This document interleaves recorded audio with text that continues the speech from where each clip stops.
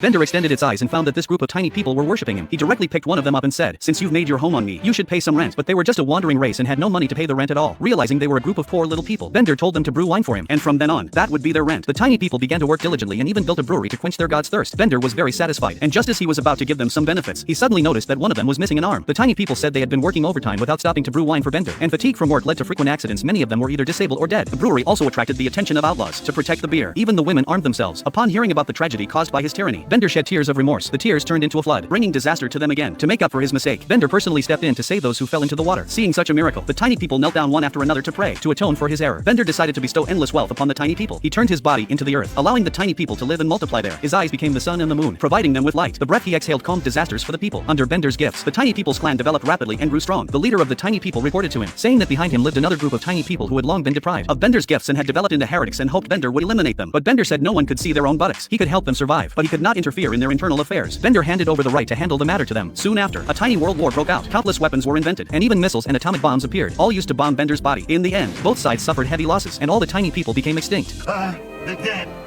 All dead.